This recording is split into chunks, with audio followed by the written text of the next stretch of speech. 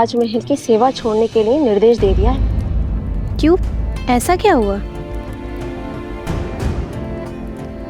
क्या बातें कर रहे हैं आप लोग? बोलो, क्या बोल रही थी तुम? जी वो मेरे पति दूसरी पत्नी लाना चाहते हैं और जब मैंने विरोध किया और श्री राम के एक पत्नी व्रत होने पर दुहाई दी, तब उन्होंने क्रोधित होकर कहा कि राजाओं का क्या, वैसे भी श्री राम के प्रेम के आगे उनको कुछ गलत नहीं लगता। वो तो कुछ भी नीति बना सकते हैं। उनको कौन है कहने वाला? सामर्थ्य को दोष और स्वर्ण को दाग नहीं लगता। पर हमें राजाओं की चाल पर नहीं चलना। और कहा कि महल के वातावरण से मेरा मन दूषित हो जाएगा। कैसा दाग और किस पर लगा है? वो तो नहीं बताया। आने दो श्री राम जी को। जब ये प्रश्न राजसभा में सबके सामने पूछा जाएगा, तब हर रहस्य से आवरण हटाना ही पड़ेगा। मांडवी, श्रुतकीर्ति,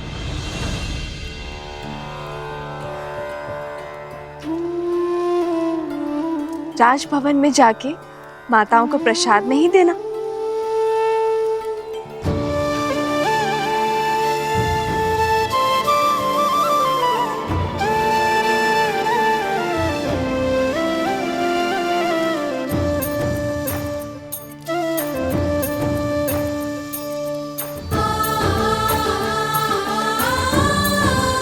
कितनी शुद्ध और सरल है देवी सीता। इनके बारे में कोई इतना ओछा कैसे बोल सकता है? दीदी,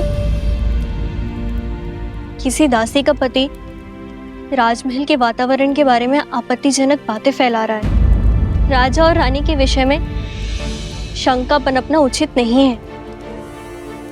समस्या फैल सकती है दीदी। राम राज्य में अराजकता कभी नहीं आएगी मांडवी। श्री राम आते ही कोई ना कोई हल अवश्य निकाल लेंगे।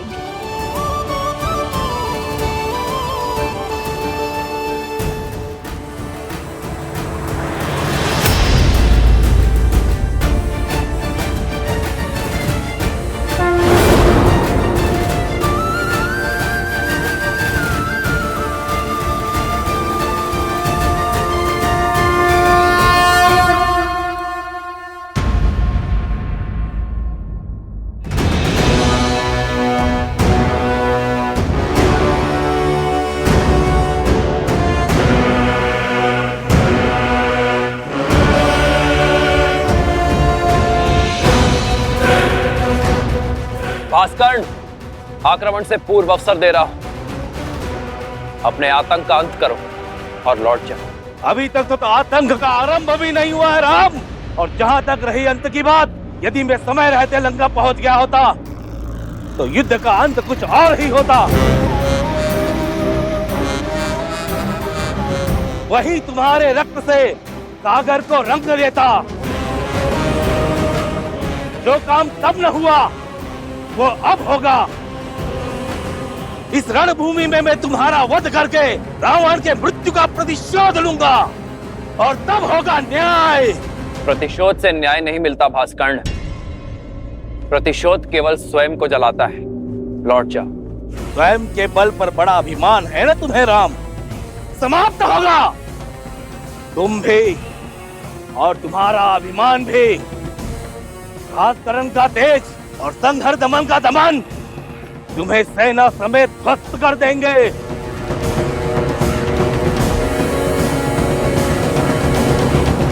लक्ष्मण, मैं भास्कर्ण का सामना करूंगा। तुम संहार दमन को खोजो। और स्मरण रखना, वो उभयचर है।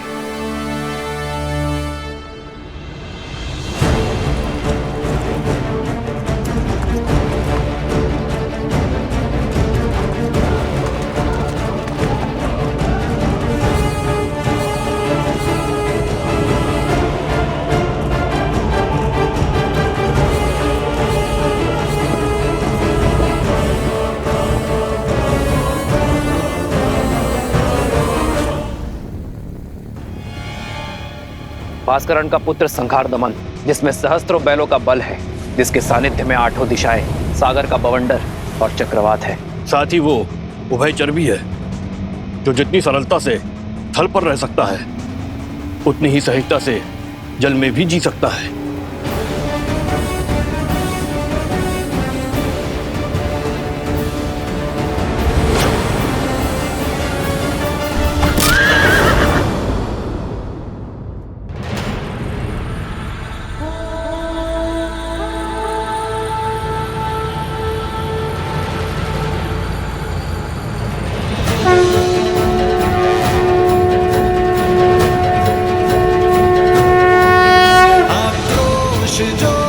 क्रोध का ये क्षण है प्रतिशोध का ललकार और पुकार अति विरोध का।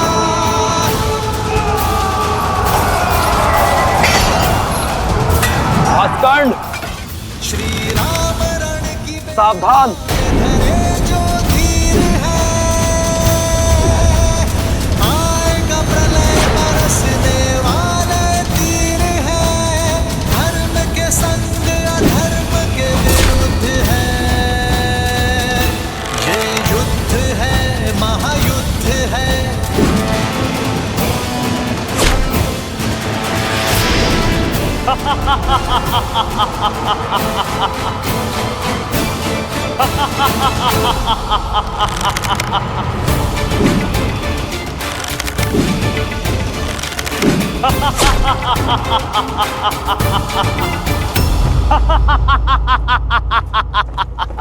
बस राम, बाण क्या ब्रह्मास्त्र चला दो। तुम्हारे ब्रह्मास्त्र मेरे तन को नहीं छेद पाएंगे। ब्रह्मा अपना स्वयं वरदान नहीं कर सकते।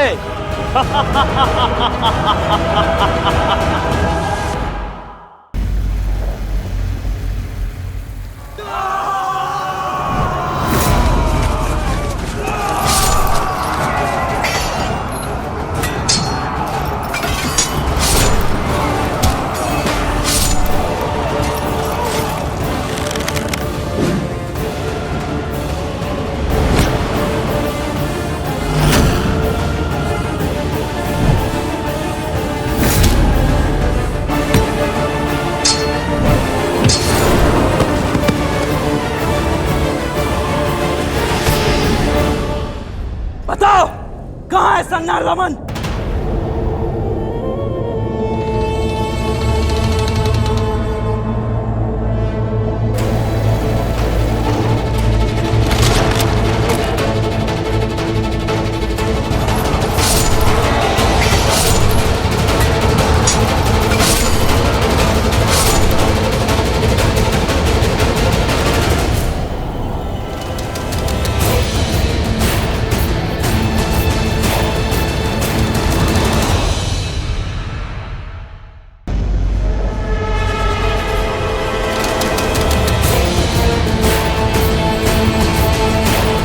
सैनिकों, पीछे हटो।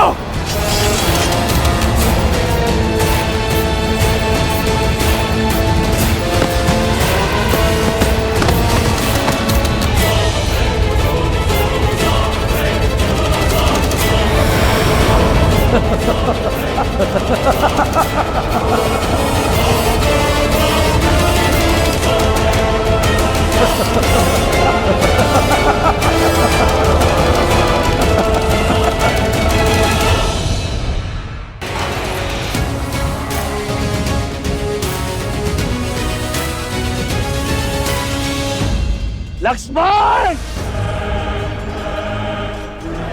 तुमने मेरे प्राण, मेरे प्यारे पुत्र संगार दमन का वध किया है।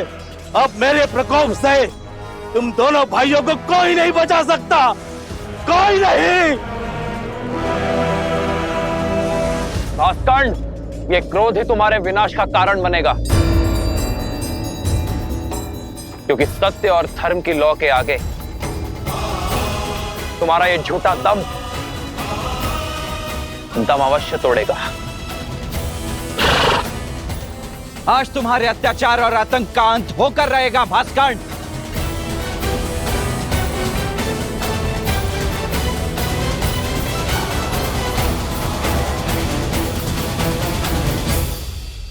पवन पुत्र, तुम्हें अस्त्र नहीं उठाने हैं,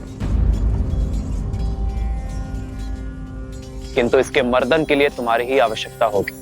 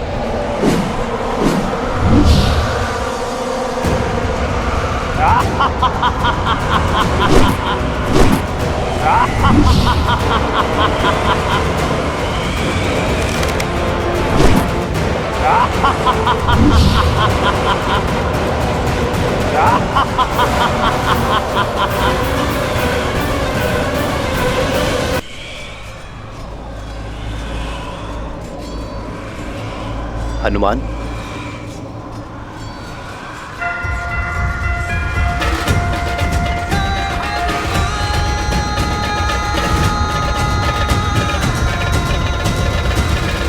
पिताश्री वायुदेव प्रकट हो।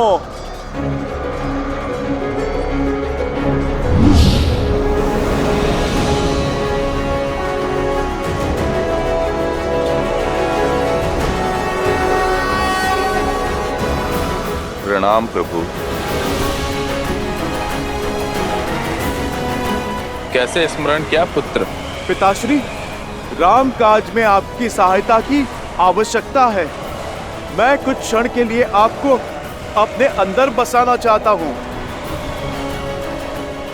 राम का काज और पुत्र की पुकार दोनों को अनदेखा नहीं किया जा सकता।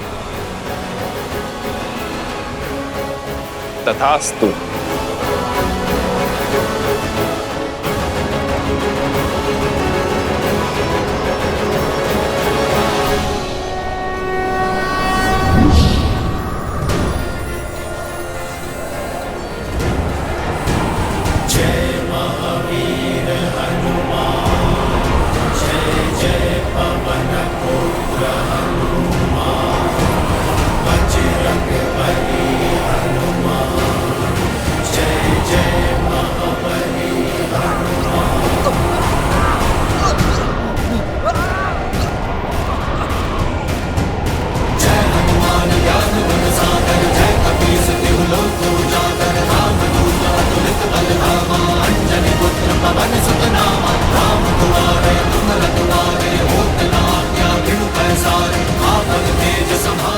भैया, यदि हमने और देरी दिखाई तो कदाचित हम सभी का अंत हो जाएगा।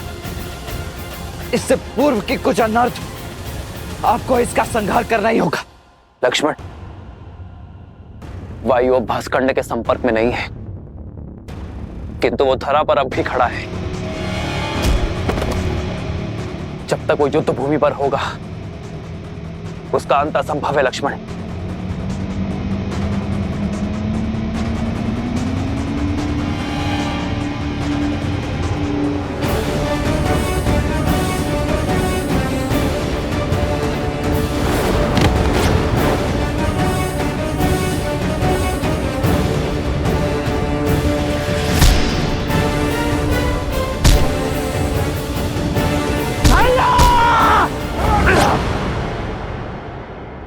प्रहार कीजिए।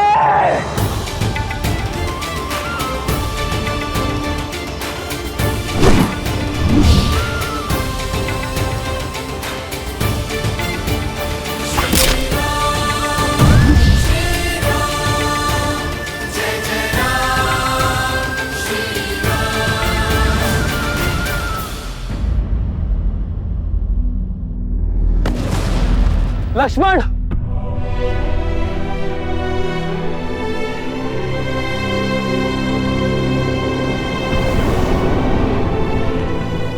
लक्ष्मण, लक्ष्मण, लक्ष्मण, लक्ष्मण, लक्ष्मण, लक्ष्मण, लक्ष्मण, आज तुमने फिर मेरे प्राण बचा लिए। लक्ष्मण,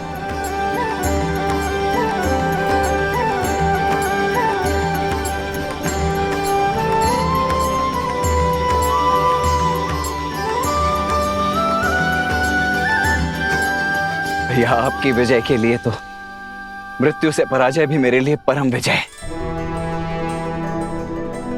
कल प्रातः हम अयोध्या के लिए प्रस्थान करेंगे और वहां प्रत्येक घर पर हमारे विजय की पताका लहराएगी। जाओ लक्ष्मण, अब सेना से भी निश्चिंत होकर विश्राम करने को कहो। जो आज्ञा भैया।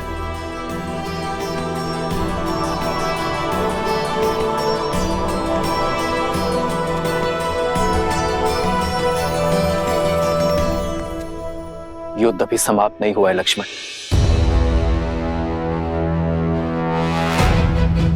युद्ध तो अब आरंभ होगा, वो युद्ध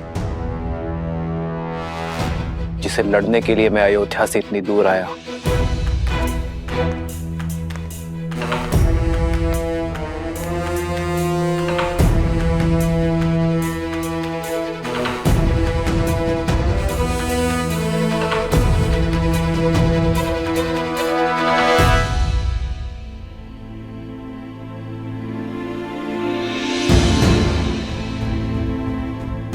लोग आजकल कानाफूसी कर रहे हैं राजा राम और माता सीता के विषय में। हाँ, मेरे पति ने भी मुझे राजमहल की सेवा छोड़ने के लिए निर्देश दे दिया है। वैसे भी श्री राम के प्रेम के आगे उनको कुछ गलत नहीं लगता। वो तो कुछ भी नीति बना सकते हैं। उनको कौन है कहने वाला? इनके बारे में कोई इतना ओछा कैसे बोल सकता है?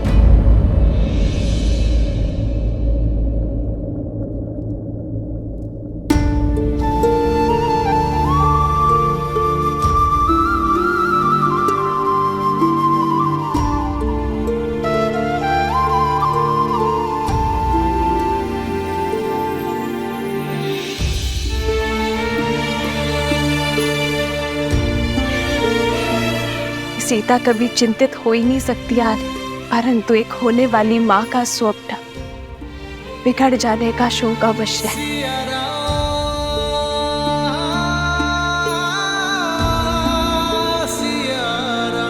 तुम्हारी व्याकुलता का आभास है मुझे सीते, किंतु मुझे एक राजा के कर्तव्य के साथ साथ अपनी होने वाली संतान को असुरी शक्ति से भी बचाना होगा, और ये कार्य मुझे अकेले ही करना होगा। अपनी प्रजा के हित के लिए राम को मृत्यु भी स्वीकार है।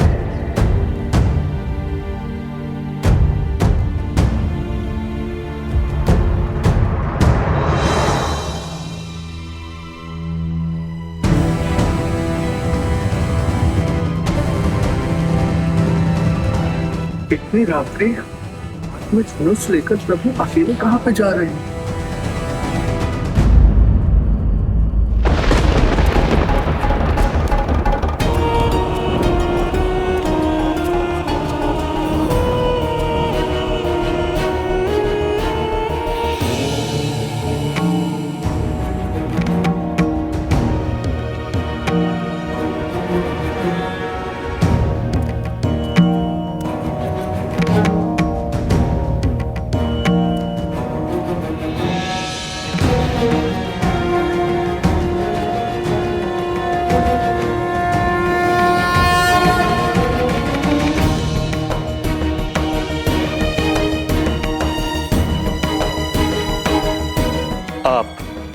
अवध की महारानी है देवी सीता।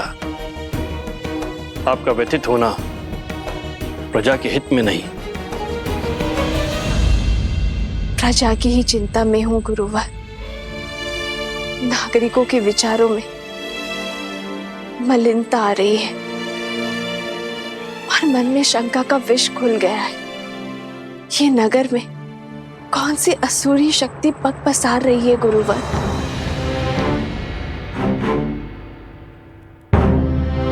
मनुष्य की प्रकृति ही अस्थिर होती है देवी।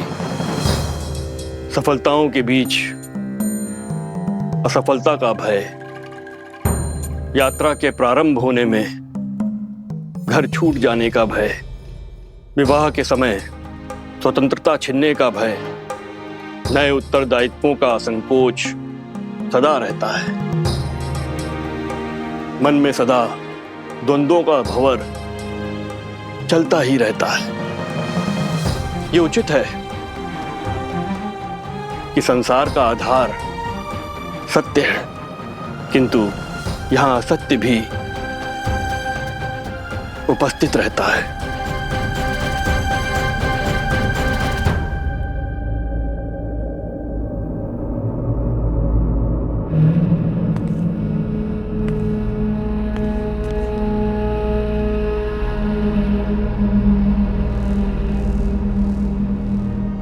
मैं ललकारता हूं सहस्त्र मुख रावण, सामने आओ। असत्य का गुण है कि वो सत्य से दूर नहीं रह सकता। मैं जानता था तुम मेरे पीछे अवश्य आओगे। अब बात और वार छुपकर नहीं, सम्मुख होकर होंगे। हार जाओगे राम, मुझे जितना काटोगे उतना ही मैं बढ़ूंगा। हार जाओगे, पराजय स्वीकारो। छिपने का कोई लाभ नहीं सहस्त्रमुख रावण। राम, मुझे जितना काटोगे उतना ही मैं बढ़ूंगा। हार जाओगे, पराजय स्वीकारो।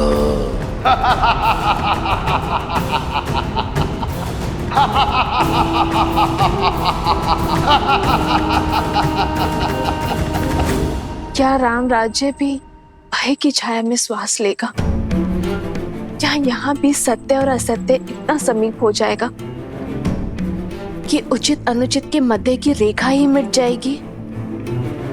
क्या रघुकुल के राघव की विजय पर भी प्रश्न चिन्ह लगेंगे गुरुवर? राम सिंहासन पर अवश्य आरूढ़ हो गए हैं देवी, किंतु किसी भी अभूतपूर्व कार्य के सफल होने में समय लगता है। राम राज्य स्थापित होने में भी अभी समय है। धर्म और कर्म के अमृत से इस धरा को सींचना होगा। राम को अभी और संघर्ष करना होगा।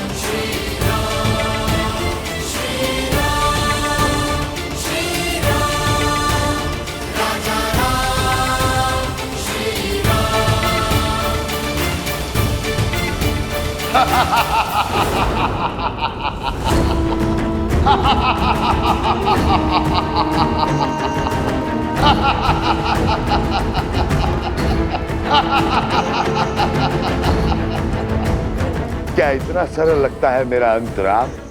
कोई अस्त्र, कोई शास्त्र मेरी मृत्यु का मार्ग प्रशस्त नहीं कर सकता है, क्योंकि मैं शरीर नहीं, सोच हूं राम, सोच। सोच को कौन सा अस्त्र मार सकता है?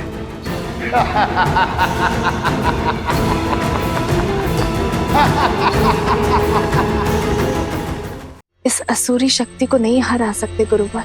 जिसके बाण असत्य हो, धनुष अधर्म हो, उसे पराजित करना सरल नहीं होता। बार बार दोहराया गया सत्य सत्य प्रतीत होने लगता है, मन में संदेह उत्पन्न करने लगता है। इसलिए आवश्यक है कि ऐसी स्थिति में व्यक्ति का मन दृढ़ हो, और ये दृढ़ता बल से नहीं, संस्कारों से आती है। संस्कार से ही इसे पराजित किया जा सकता है। ऐसे संस्कार जो व्यक्ति की चेतना को पवित्र करे और समस्त संसार में संस्कारों को स्थापित करती है। स्त्री शक्ति, अर्थात इस भयंकर असुर को केवल एक स्त्री शक्ति ही पराजित कर सकती है, किसी राजा के बल की शक्ति नहीं।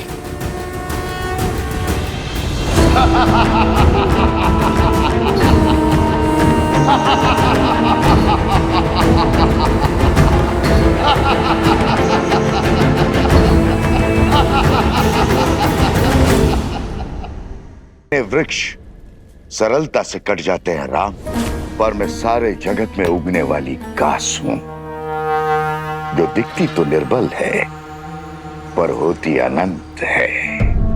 मुझे एक जगह से उखाड़ोगे तो मैं सहस्त्रों जगहों पर उग आऊंगा।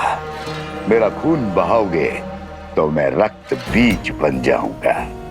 तुम्हारे बल से तो मैं परिचित हूं, अयोध्या वासियों का दूषित मन मेरे बल का परिचय है। रघुकुल के सत्य के प्रकाश में असत्य के अंधकार का अंत निश्चित है सहस्त्रमुख। इस राम राज्य की कल्पना सारा संसार कर रहा है, वो अयोध्या में कभी स्थापित नहीं होगा राम। प्रहार करने वाले के हाथ तो रोक दिए जा सकते हैं, किंतु बोलने वाले मुख को नहीं रोका जा सकता है। मैं सहस्त्र रावण अपने सहस्त्रों मुंह से अयोध्या में हाहाकार मचा दूंगा। तुम्हारे मंत्रियों और अधिकारियों में लोभ और लालच भर दूंगा। प्रजा के मन में अविश्वास और संघर्ष का बीज बो दूंगा। परिवार को ईर्ष्या और द्वेष दे दूंगा। राज्य में विद्रोह उत्पन्न करूंगा। धर्म की धरा पर अधर्म के पुष्प कभी नहीं खिल सकते सहस्त्रमुख। तुम्हारे विष की गगरी मेरे नगरी में कभी नहीं छलकेगी, क्योंकि मैं इसी क्षण इसी स्थान पर तुम्हें बांध दूंगा।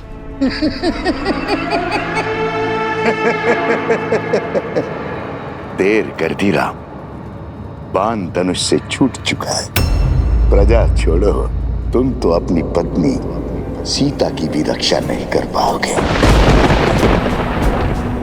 लोक अपवाद से, निंदा से, कुमंत्रणा से अपनी आने वाली पीढ़ी तक की रक्षा नहीं कर पाओगे। अपमान से जब असत्य परिवार में प्रवेश करता है तो प्रेम और सम्मान सबसे पहले खिड़की से भाग जाते। सच कहूं राम, मैं तुम्हें मारूंगा नहीं, मैं तो तुम्हें जीवित रखकर तुम्हारी मृत्यु का आनंद लूंगा। तुम्हारी मर्यादा के वध का साक्षी बनूंगा। जब पूरा विश्व एक सुर एक राग में बोलेगा कि राम की सीता दूषित है, अपवित्र है, चरित्रहीन है।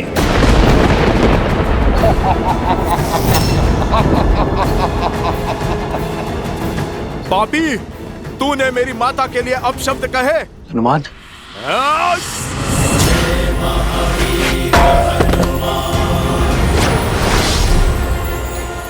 बहुत हुआ तेरा छल, अब तू देखेगा सीता माता के पुत्र का बल। तेरा इसी क्षण अंत कर दूंगा मैं, तेरे लोक अपराध का, तेरे भ्रम और तेरे असत्य का। या तो तुम महाबोले हो या महामूर्ख हो वानर। इतना भी नहीं जानते, असत्य को जितनी ऊंचाई दोगे वो उतना ही बलवान होता है, उतना ही शीघ्रता से फैलता है स्वयं। राघव की पत्नी दूषित है, दूषित है, दूषित है। राघव की पत्नी दूषित है, दूषित है, दूषित है।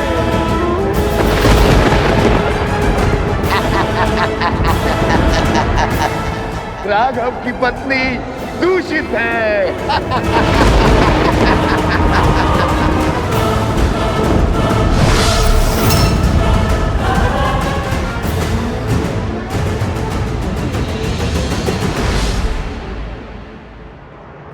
सीते,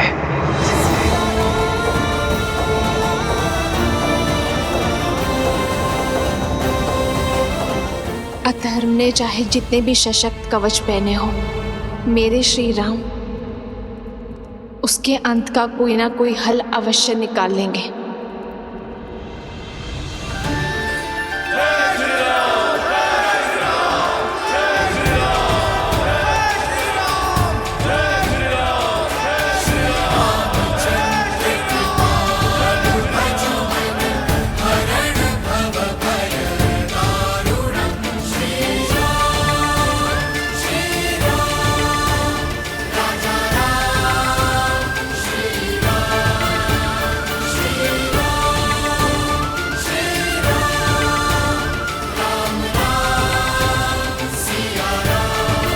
समर्थ की जय जयकार होती है क्या भैया? हाँ, अन्यथा जो हुआ है उसके बाद राम सिया के जय जयकार के योग्य है क्या?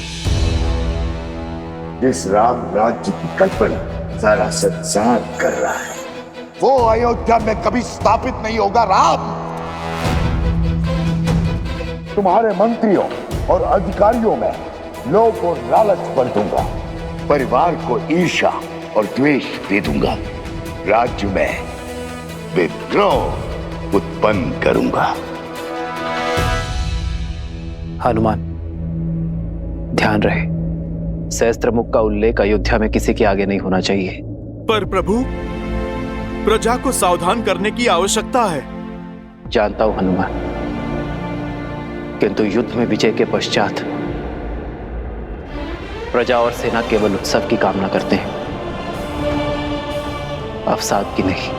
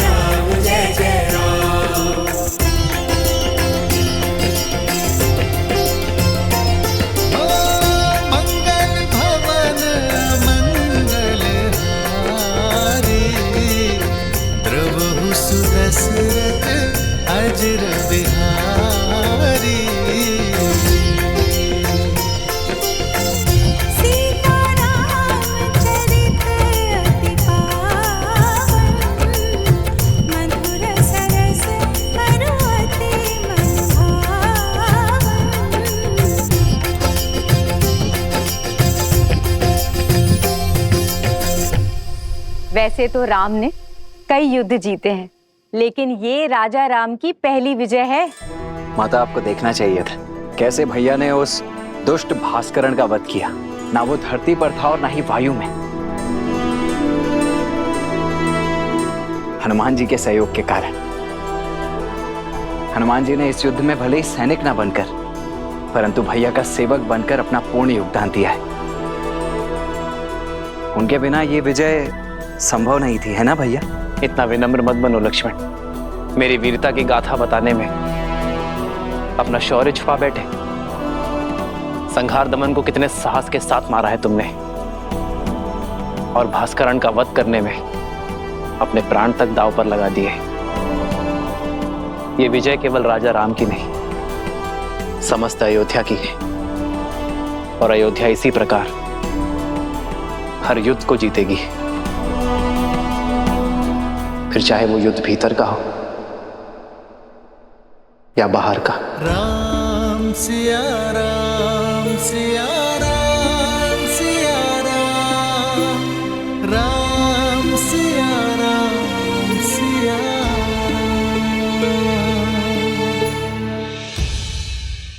उचित समय पर आए हो पुत्र। हाँ पुत्र, कल वसंत पंचमी के अवसर पर सीता के गर्भ के पुष्पवंश संस्कार का मुहूर्त निकला है। तुम्हारा होना भी वहाँ अनिवार्य है। अब तुम आ गए हो तो सारी पूजा विधि विधान पूर्ण हो जाएगी। अवश्य मां।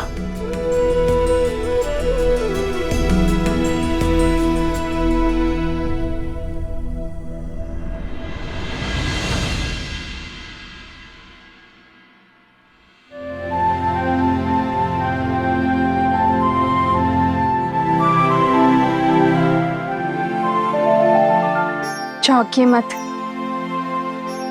आपके ही है।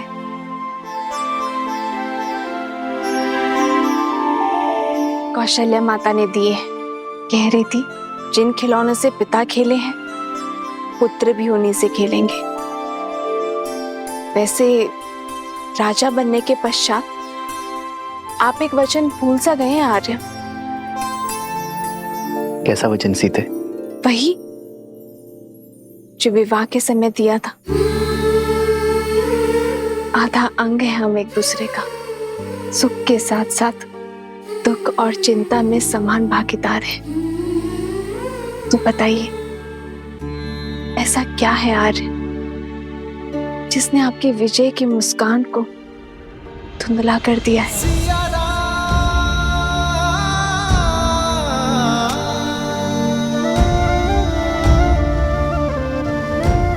कैसे बताऊं सीते?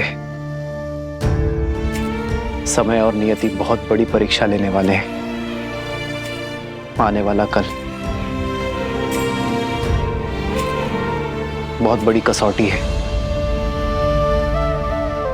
तो अच्छा है ना आर्य, कसौटी तो स्वर्ण को ही परखती है। आप उस असुरी माया को लेकर चिंतित है ना आर्य? गुरु वशिष्ठ ने बताया मुझे कि किसी असुरी माया की छाया है हमारे राज्य पर, जो प्रजा की सोच और विचारों को दूषित कर रहा है। राम की सीता दूषित है, अपवित्र है, चरित्रहीन है। सोच की शक्ति समझती हूं मैं आर्य। एक बुरा विचार सभी अच्छे विचारों को दुर्बल कर सकता है। यही सत्य आपको व्याकुल कर रहा है ना? गुरुवर ने यह भी बताया कि इस सोच को शास्त्र से नहीं संस्कार से हराया जा सकता है।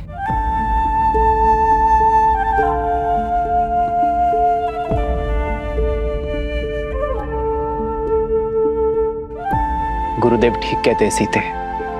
संस्कार की शक्ति ही मन को स्थिर कर सकती है, किंतु यह इतना सरल नहीं होगा। जैसे पके हुए घड़े पर माटी नहीं चढ़ाई जा सकती, वैसे ही एक व्यक्ति के युवा हो जाने पर उसके संस्कार नहीं बदले जा सकते। संस्कार बालकों को दिए जाते हैं सीते, युवाओं को तो शिक्षित किया जाता है। और अब मैं भी वही करूंगा। अपने राज्य को, अपनी प्रजा को शिक्षित करूंगा, क्योंकि विद्या ही अब एकमात्र मार्ग है।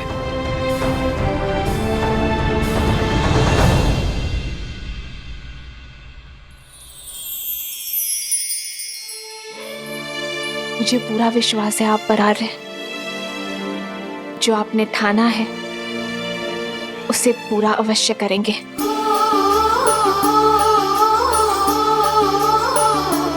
तुम्हारे साथ के बिना ये सब संभव नहीं है सीते।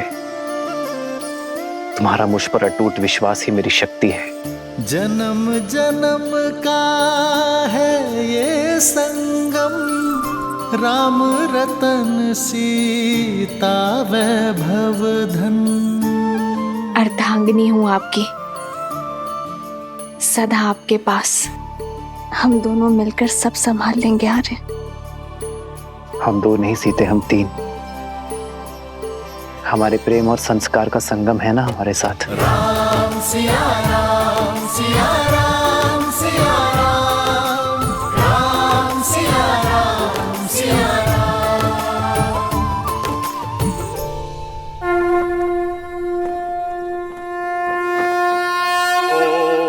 अजव्याः संवृताः पृथ्व्यै समाश्च विश्वकर्मणाः संवृतताग्रहे।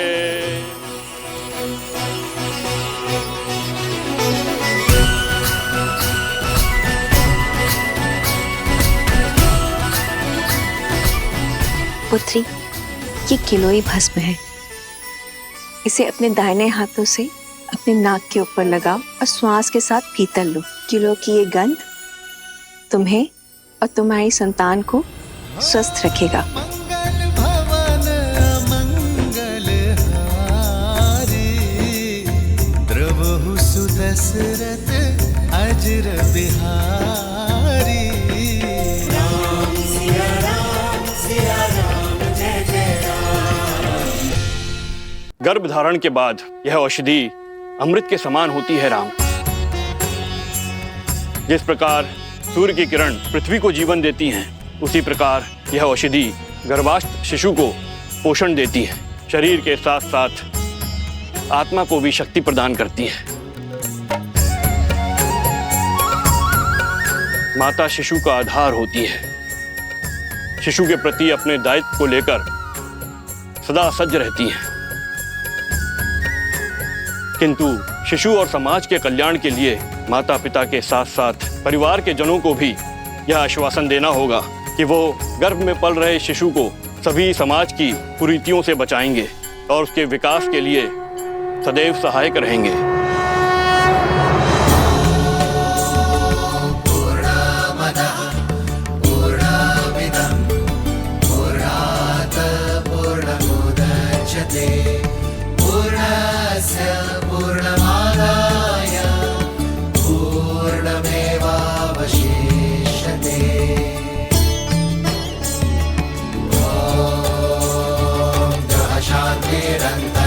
शांति पृथ्वी शांतिरापः शांतिरोषधयः शांतिरेव शांतिः साम शांतिरेधि।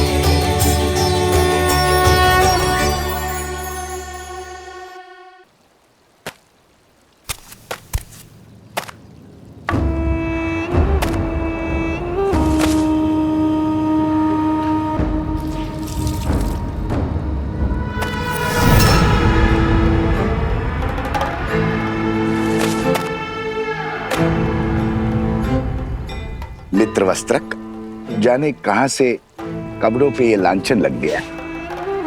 ये स्वच्छ हो जाएगा। ये तो शिव मंदिर की पिछली वाली दीवार में लगी गाय का धब्बा है। मंदिर के ऊपर जामुन का पेड़ है, उसी का रस, दियों का तेल, दीपक का काजल, सभी का मिश्रण है ये धब्बा। छूटना थोड़ा कठिन है, पर चिंता ना करो, ये धब्बा छूट जाएगा। अद्भुत, झट से पहचान लिया। गहरा अनुभव लगता है। काली को पहचान कर उसे साफ करना, ये तो वस्त्रक का कर्म है। सारी नगरी के मलिन वस्त्र यहीं आते हैं। बड़े से बड़े धनवानों के वस्त्रों के दागों को देखकर पहचान जाता हूँ कि कौन कहां से लांछन लेकर आया है। इतना गहरा अनुभव उचित है, उचित है। फिर तो ये भी जान जाते होंगे कि लांछन व्यक्ति पे लगा है या वस्त्र पे। अब हमारी सीमा तो वस्त्रों तक ही सीमित है। हम वस्त्रों के लांछन को ही पहचानते हैं और बस, और उन्हीं को ही धोते हैं। उचित कहा मित्र।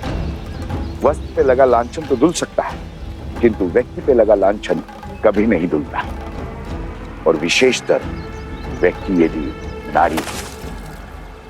मैं चलती हूँ। अच्छा ठीक है, ध्यान से जाना। और हाँ, और नदी जो है ध्यान से पार करना। कुछ बाढ़ के संकेत हैं। अच्छा जी। आप इसे संध्या को ले लेना। वाह मित्र, सीधे जाने को कह दिया। अंधकार होने से पहले लौटने का निर्देश भी नहीं दिया। इसमें कहने वाली क्या बात है, सदा ही जाती है। धन्य हो रे राजा राम और उसकी प्रजा। समाज के लांछन जानते हो और समझते भी हो, फिर क्यों देखकर अनदेखा करते हो? भूल गए, नारी पे लगा लांछन कभी नहीं धुलता। तुम्हारा मन पवित्र है, पर समाज का क्या? जंगल में मोहर नाचेगा तो कहां देखने जाओगे? अब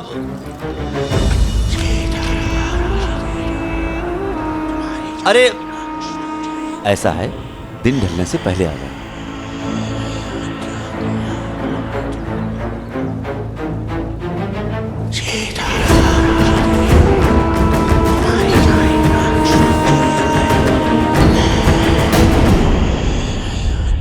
राम राज्य में सुख और समृद्धि लाएगी। समृद्धि नहीं, समापन होगा। भूचाल लाऊंगा मैं राम राज्य में। भूचाल जिस तरह को वज्र का प्रहार भी तोड़ नहीं पाया, उसमें ज्वालामुखी का विस्फोट लाने की शक्ति है शब्द में। राई के दाने से भी छोटा होता है वट वृक्ष का बीज, पर चट्टान फोड़कर बाहर आ जाता है।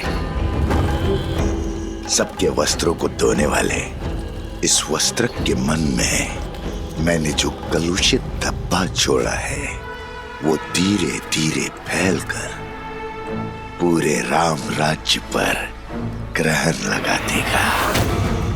राम राज्य।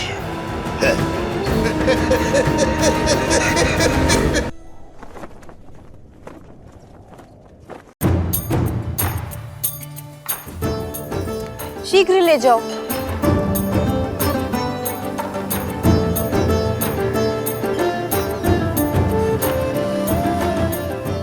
तनिक देर और पकाओ साग को। जी, मसाला को थोड़ा और पकाइए। किष्किंधा में तो क्या, संसार के किसी भी कोने में ऐसा भोजन नहीं खाया होगा इस वानर सेना ने, जो आज राजा राम की रसोई का और सीता के हाथों का बना महाभोज खा के तृप्त हो जाएंगे सारे। तनिक धीरे बोलिए माताश्री, कहीं हनुमान जी ने सुन लिया तो अपने नगर लौटने का विचार ही ना बदल दें।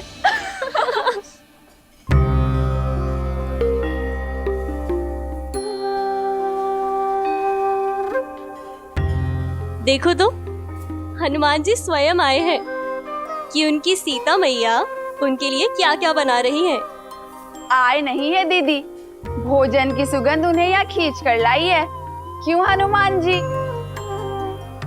क्यों सता रही हो? आइए हनुमान जी, देखिए सीता ने अपना वचन निभाने के लिए आपकी और आपकी वानर सेना को तृप्त करने के लिए महाभोज में क्या कुछ नहीं बनाया। प्रतीक्षा की घड़ी समाप्त हुई पुत्र, शीघ्र जाओ और अपनी वानर साथियों को भोजन का निमंत्रण दो। केवल वानर सेना ही नहीं, आज तो भाभी माँ के हाथ का भोजन हमारी प्रजा भी खाएगी। भैया ने नगरवासियों को भी इस प्रीति भोज के लिए आमंत्रित करने को कहा है।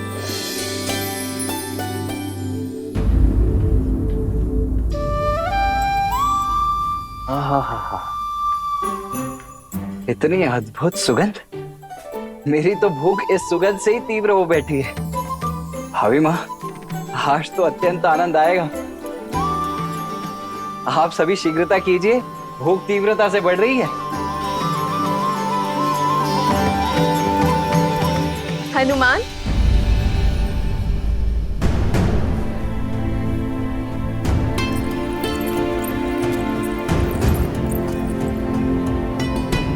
पुत्र, माता से मन की व्यथा छुपा रहे हो? क्या हुआ? क्या तुम प्रसन्न नहीं? इतने व्याकुल क्यों दिख रहे हो? राम की सीता दूषित है, अपवित्र है, चरित्रहीन है। राघव की पत्नी दूषित है, दूषित है, दूषित है, दूषित है। माता, वो मैं वानर हूं ना, नरों से थोड़े भिन्न भिन्न भाव आते हैं मुख पर। ये व्याकुलता आपके हाथों से बने भोग को शीघ्र खाने की है। माता, मैं बहुत कठिनाई से अपने तन और मन को रोक पा रहा हूँ। माता, मैं सबको सूचित करता हूँ, सभी वानर बहुत उतावले हैं। आज ये अयोध्या भी जानेगी कि मेरी माता अपने वचन से कभी नहीं मुकरती।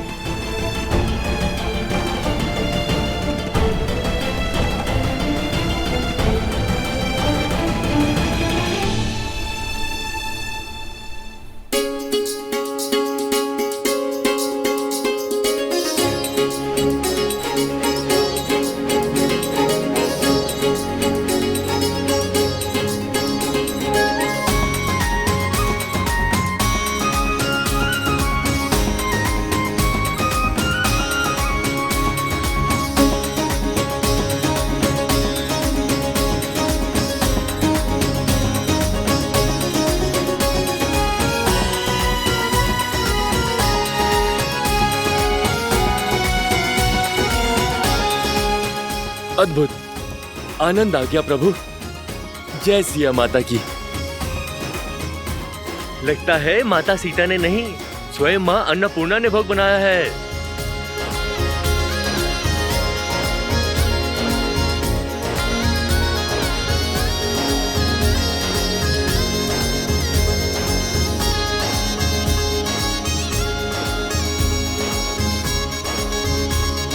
राजा रामचंद्र की जय, राजा रामचंद्र की जय,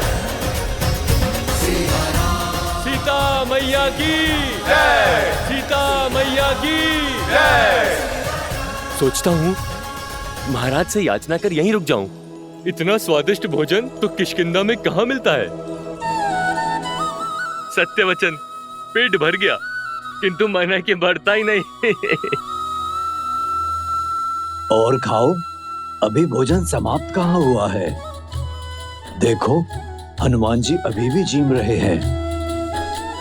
ब्रह्मानंद मगन कपि सबके प्रभु पद प्रीति, जात न जाने दिवस तिन्ह गए घटिका शत बीती।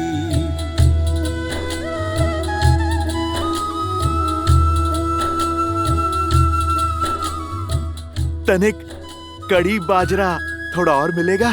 जी लाती हूँ।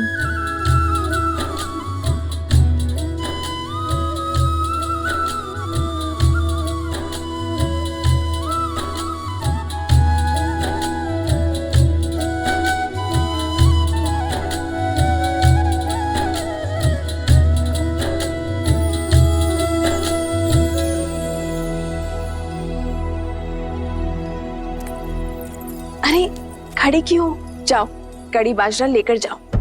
महारानी, सारा भोजन समाप्त हो गया है। हम अभी बनाने जा रहे हैं, किंतु तनिक समय लगेगा। हम शीघ्र ही बनाते हैं।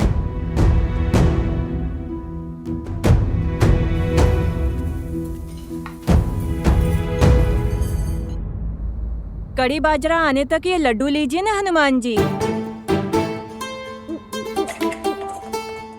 लड्डू नहीं, वो जलेबी थी ना, वो बहुत स्वादिष्ट थी। और मिल सकती है? जी।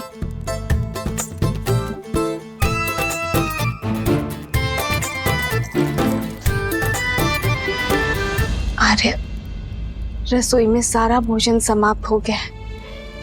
सारे पात्र खाली हैं। और भोजन बनाने में समय लगेगा। पर पुत्र हनुमान की भूख रुकती ही नहीं। आपने वनवास में इन भोले वानरों को भूखा रखा था ना। आपका वचन था कि आप इन्हें तृप्त करेंगे, तो करिए अब इन्हें तृप्त।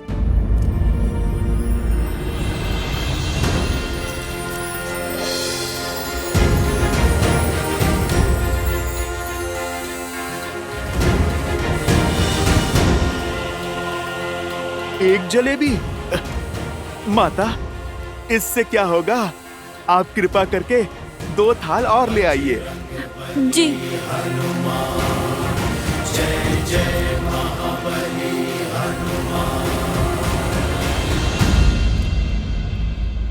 चिंता ना करो सीते, मेरे हनुमान को तृप्ति अवश्य मिलेगी। आओ सीते।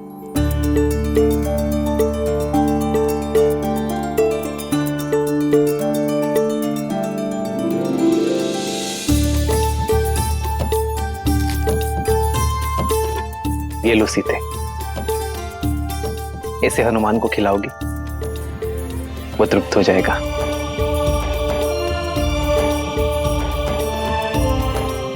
सच में? विश्वास करो।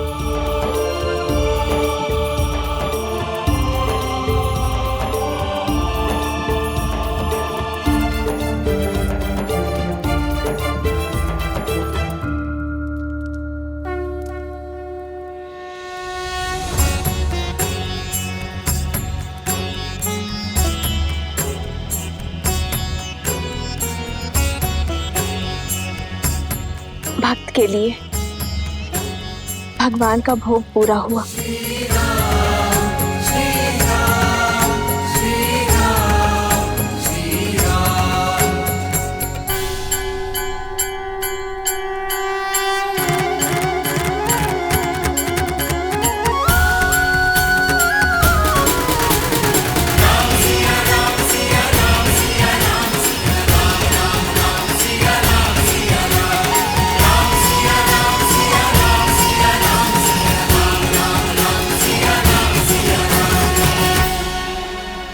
लो हनुमान, ये लड्डू खाओ।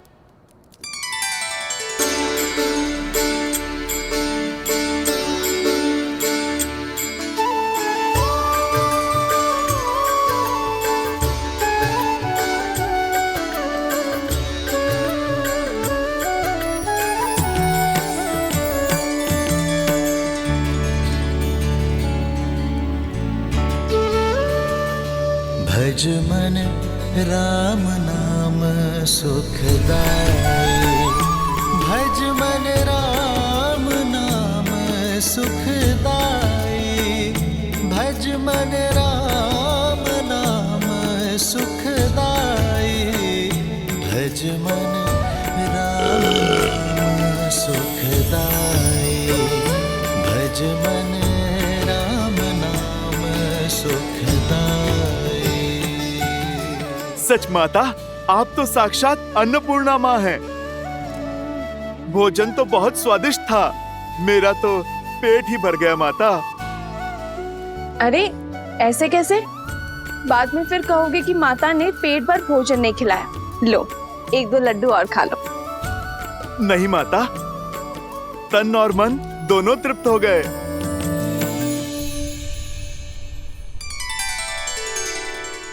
प्रभु, आपने तो तुलसी पत्र को शस्त्र बना दिया।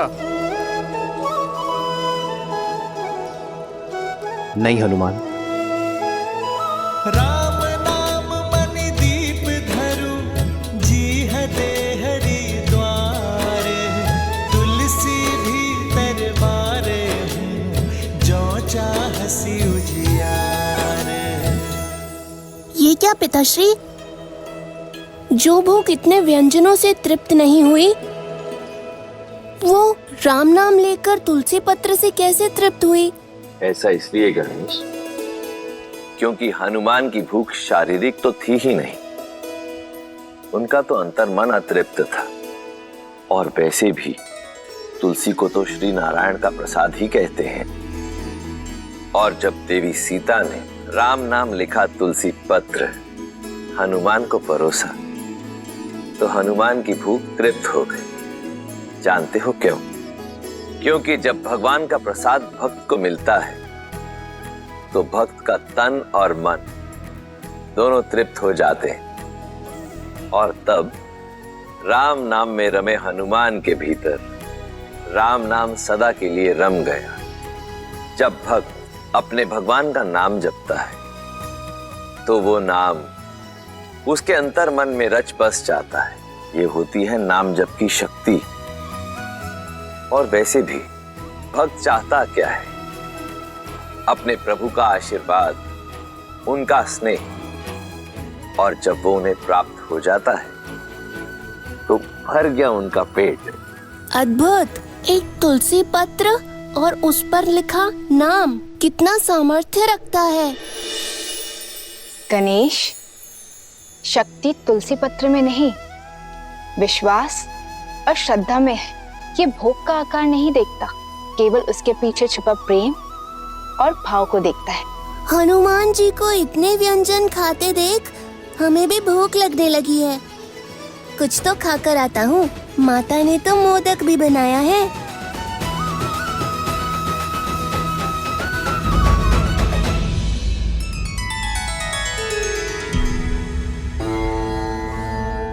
गणेश को प्रसाद की शक्ति समझा दी, किंतु उस सप्त शक्ति का क्या जो शूल बनकर अयोध्या पर बरसने वाली है?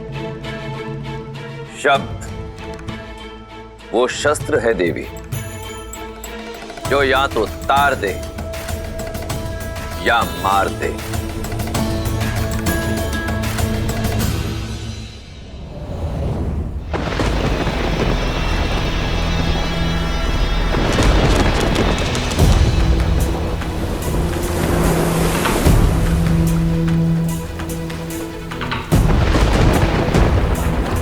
नदी में ज्वार है और बाढ़ आने को है, पर सुनीति की नैया दूर दूर तक कहीं दिखाई नहीं दे रही। इतनी रात्रि हो गई, पता नहीं कहां रह गई।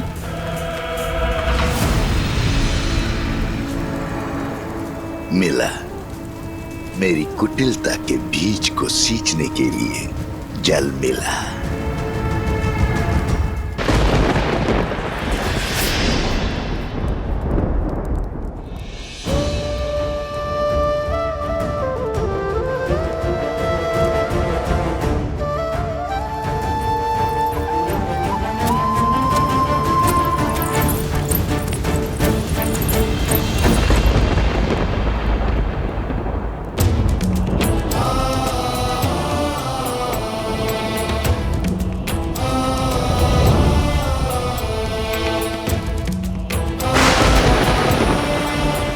पिताश्री, आपके पुत्र के कंधों पर बहुत बड़ा उत्तरदायित्व है।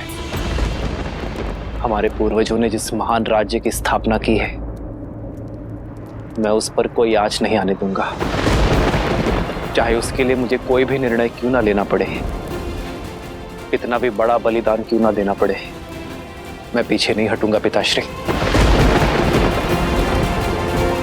पीछे तो श्री राम की धर्म पत्नी और आपकी पुत्र वधु भी नहीं हटेगी पिताश्री। मैं प्रजा के विश्वास को, राजा राम और राम राज्य पर से नहीं टिकने दूंगी। मैं रघुकुल के आदर्श को धूमिल नहीं होने दूंगी। मिट्टी में मिल जाएगा रघुकुल का हर आदर्श, टूट जाएगा रघुवंश के ऊपर से लोगों का विश्वास, और आरंभ तुमसे होगा वस्त्र। लोगों के मैले वस्त्र धोते हो ना, अपने मन में लगा हुआ मैल नहीं धो पाओगे। अपनी पत्नी पर बहुत विश्वास था ना तुम्हें, अब देखते हैं तुम्हारे विश्वास में अधिक बल है या उस संदेह में जो मैंने तुम्हारे मन में पिरोया है।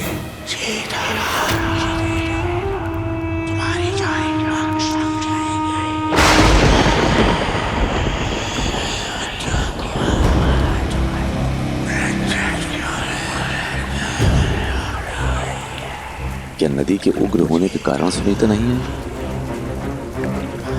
या फिर इस विलंब का कोई और कारण है? समाज के लांछन जानते हो और समझते भी हो, फिर क्यों देखकर अनदेखा करते हो? नारी पे लगा लांछन कभी नहीं धुलता। तुम्हारा मन पवित्र है, पर समाज का क्या? जंगल में मोर नाचेगा तो कहां देखने जाओगे? संदेह वो चिंगारी है जो एक बार अग्नि बन जाए तो विश्वास को भस्म कर देती है। आज इस अग्नि में अपने विश्वास को भस्म करेगा तू, और अविश्वास की अग्नि को ज्वालामुखी बनाऊंगा मैं। राम का सुखी जीवन और राम राज्य की कल्पना दोनों को जलाकर भस्म कर दूंगा।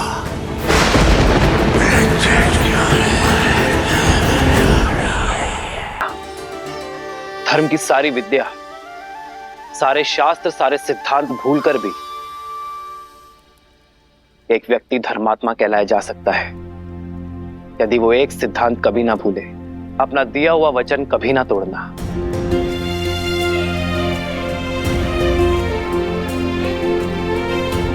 यही वो ज्ञान है जो जीवन को स्वर्ग और नर को नारायण बनाता है।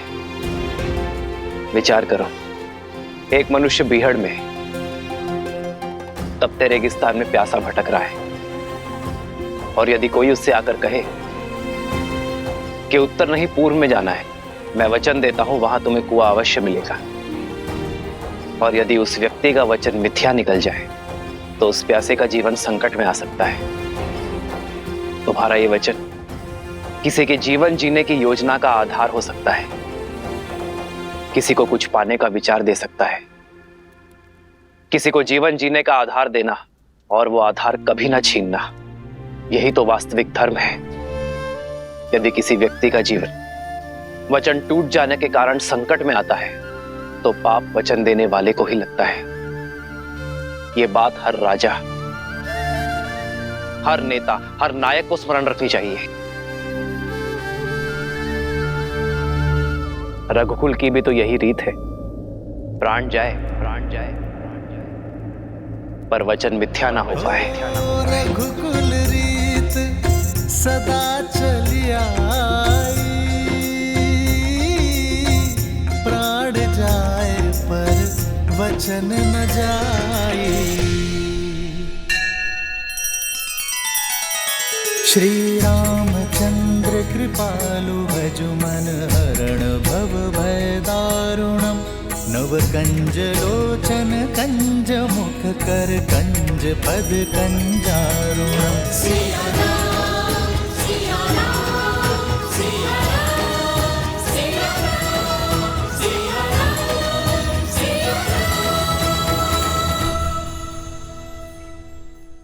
हनुमान, चलो। कहाँ महाराज? मैं नहीं जा सकता। मुझे अभी अभी वचन की महानता सिखाई प्रभु श्री राम ने। मैं अपना वचन नहीं तोड़ सकता। कौन सा वचन हनुमान? किसने दिया तुम्हें? प्रभु श्री राम का सेवक रहने का वचन, जो महाराज मैंने दिया स्वयं अपने आप को। मैंने अपने प्रभु की परछाई बनकर रहने की सौगंध खाई थी। यदि महाराज आज मैं इस अयोध्या से चला गया तो मुझे भारी पाप लगेगा, वचन तोड़ने का पाप। तुम्हारा स्थान किष्किंधा में है हनुमान। नहीं जामवंत जी, मेरा स्थान किष्किंधा में तब तक था जब तक मेरे प्रभु श्री राम वहां पर थे। लंका में तब तक था जब तक प्रभु श्री राम ने वहां पर प्रवास किया। हनुमान, जब तक तुम चाहो तब तक यहाँ रह सकते हो। परंतु देवी, वहाँ किष्किंधा। वहाँ नहीं महाराज, यहाँ पर मेरा हृदय, मेरी माता सीता और मेरे प्रभु के चरणों में है। आप सोचो, जिसके हृदय में प्रभु श्री राम और माता सीता हैं, भला उसका स्थान कहीं और कैसे हो सकता है?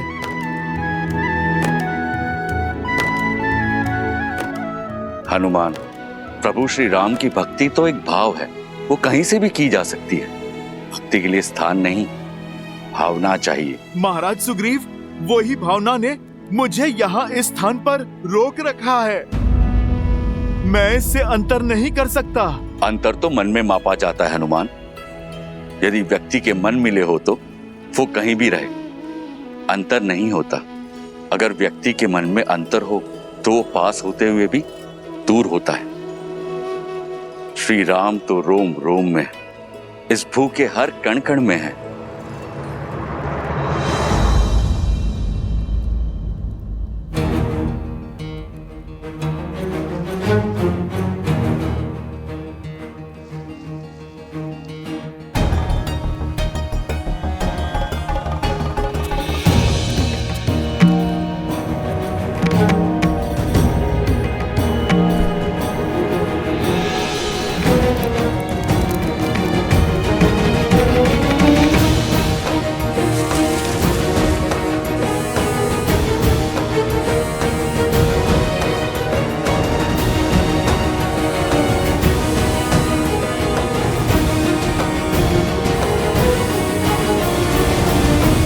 हनुमान, ये कैसी उद्दंडता है? तो क्या इन मोतियों के हृदय में भी प्रभु श्री राम है? विद्यावान गुणी अति चातुर राम काज करिबे को आतुर प्रभु चरित्र सुनबे को रसिया राम लखन सीता मन बसिया लाल देह लाली। इसमें तो नहीं है प्रभु श्री राम। इसमें भी नहीं है प्रभु श्री राम।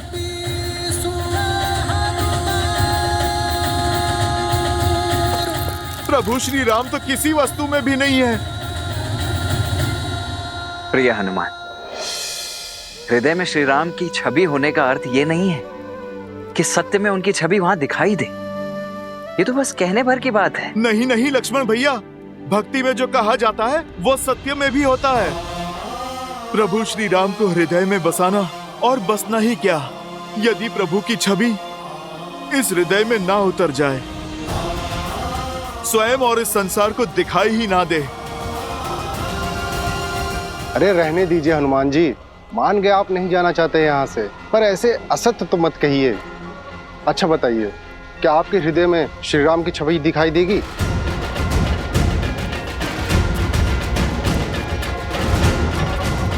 देगी, और यदि ना दिखाई दे तो हनुमान के लिए इस जीवन का, इस हृदय का कोई अर्थ नहीं। तो फिर सिद्ध करो।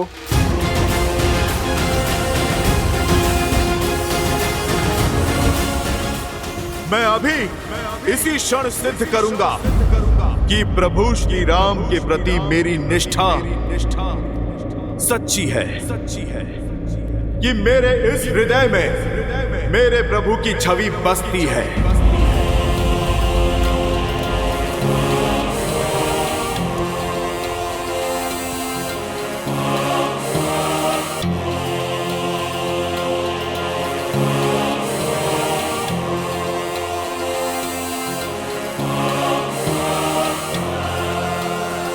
जय श्री राम। जय महावीर हनुमान, जय जय पवन पुत्र हनुमान, बजरंग बली हनुमान, जय जय महाबली हनुमान।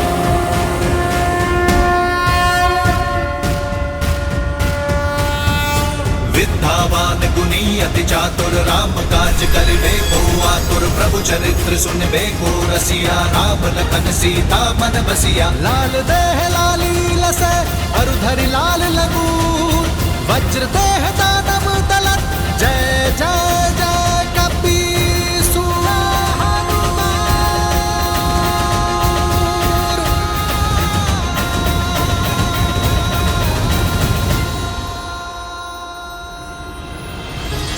तुलसीदास सदा हरि चेरा कीजय नाथ हृदय महाडेरा। जय हनुमान ज्ञान गुण सागर, जय कपीस तिहु लोक उजागर। रामदूत अतुलित बल धामा, अंजनी पुत्र पवन सुत नामा। पवन हनुमान, संकट हरन, मंगल मूर्ति रूप।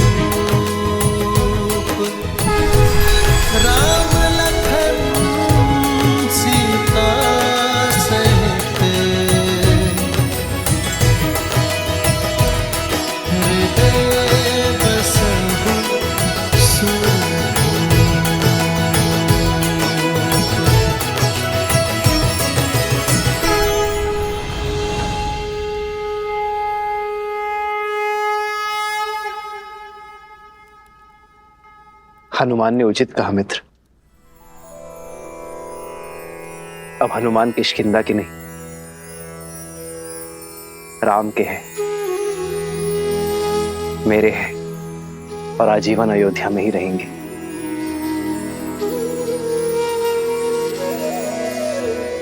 प्रभु, अमृत दे दिया आपने मुझे।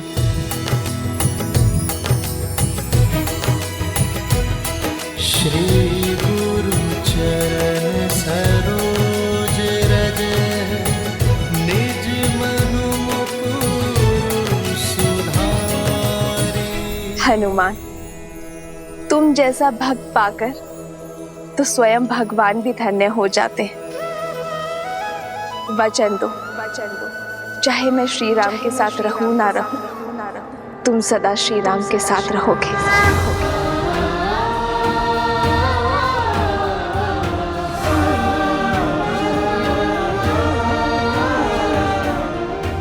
माता, आप ये वचन नहीं मांग रही, आप तो मुझे वरदान दे रही हैं।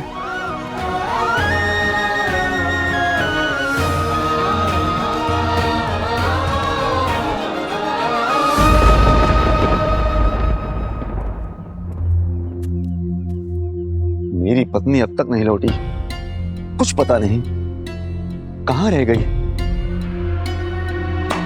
क्यों चिंता करते हो मित्र वस्त्र? रात बाढ़ आई थी, भारी वर्षा हुई थी। अरे फंस गई हो किसी कार्य में, या हो सकता है अपनी सखी के घर रुक गई हो। बात तो ठीक है बंधु, हो सकता है बाढ़ ने रोक दिया हो, क्योंकि होने को तो कुछ भी हो सकता है।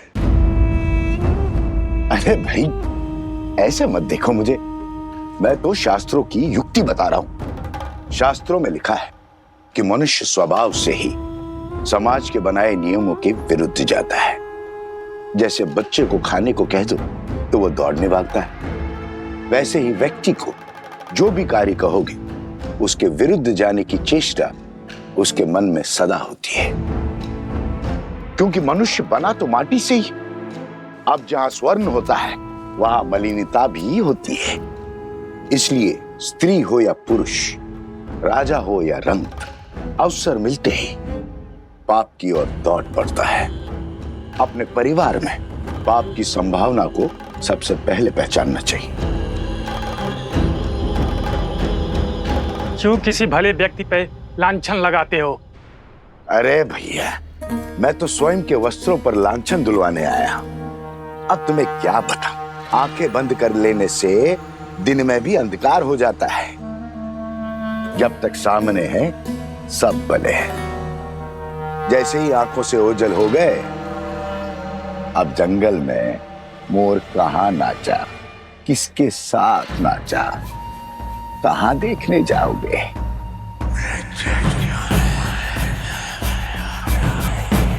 राम राज्य में ये कोई नई बात थोड़ी है।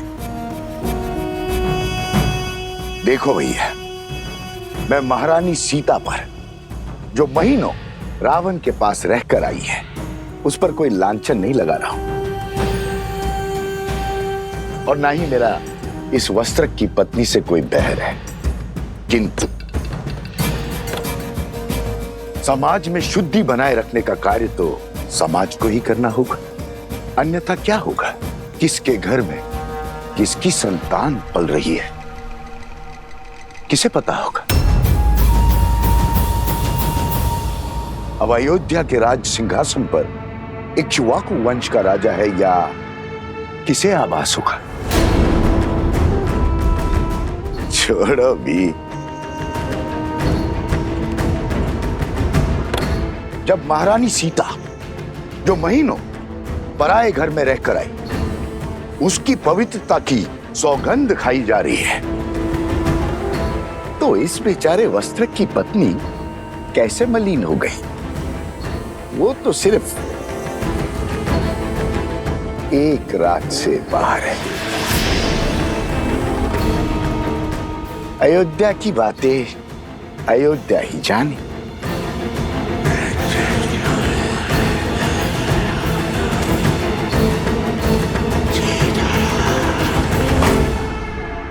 ये तो केवल आरंभ है आचार्य। हमें ऐसे और कई केंद्र स्थापित करने हैं। संपूर्ण कौशल राज्य से आने वाले सभी विद्यार्थियों को वैदिक ज्ञान का केंद्र देना है। ऐसा केंद्र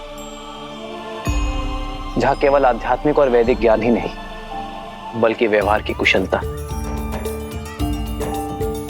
और दिन प्रतिदिन के अवसादों से लड़ने की क्षमता भी देगा।